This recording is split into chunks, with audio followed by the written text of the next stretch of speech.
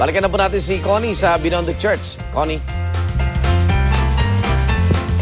Yes, Igan, good morning pa rin po nga sa inyong lahat dyan. At kakatapos lamang nung ating simbang gabi dito naman sa may Binondo Church. Kanina nga pasado, alas 5:30.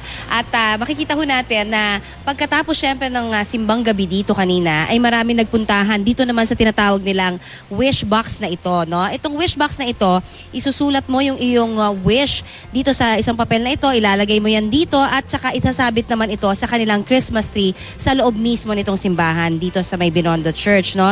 So, alam naman natin ano yung tradisyon na yan sa mga Katoliko ay napaka-importante daw sa yan dahil nga sinasabi nga nila na naniniwala ang karamihan na matutupad ang kanilang wish, no, kapag nakumpleto nila ang simbang gabi for 9 days. Samantala, dito naman sa kabilang dako dito ay meron naman silang gift parang ano to parang timba na punong-puno ito ng mga grocery items na po pwede naman hong ibigay sa halagang 300 pesos. 300 pesos paari ho itong pamigay sa mga mahihirap na mga communities dito man sa Maynila o kung saan man nyo gusto. Pero pwedeng-pwede yan. Ayan, mga nakaantabay na para mag-collect. At lahat ng proceeds na yan, syempre, ay mapupunta naman sa simbahan dito sa may Binondo. At nakikita rin natin may mga religious items din dito, no? Alam naman natin na very special itong taon na ito dahil nga napangalanan itong Binondo Church bilang Minor Basilica de San Lorenzo Ruiz, hango doon syempre sa ating unang santong Pilipino na si San Lorenzo Ruiz, no? So marami tayong mabibili dito sa may Binondo Church. At syempre paglabas pa lang din ho natin, naku, kasangkaterba naman ng mga pagkain na masasarap ang nag-aabang. Ito, nakikita natin dito ha. Meron tayong suman, mga iba't ibang klase ng puto, kutsinta.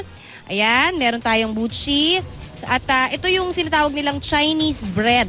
Ayan, magkakano ho yan, Manong? 25 po. 25 at busog ka na, no? Malinis, nakabalot, ayan. Siyempre dito naman may taho, ang paborito nating taho na hindi ko pa pwede ipadala dahil medyo malayo ako. Meron tayo dyan sa labas ng GMA. Ayan ang taho. At ayan, meron din tayo mga ibang kakanin pa dito, no?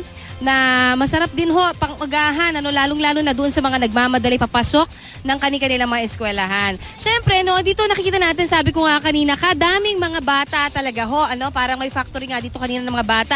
Nasa ng ibang mga bata, ito na lang yung mga natira. Nagsimbang gabi ka ba? Opo.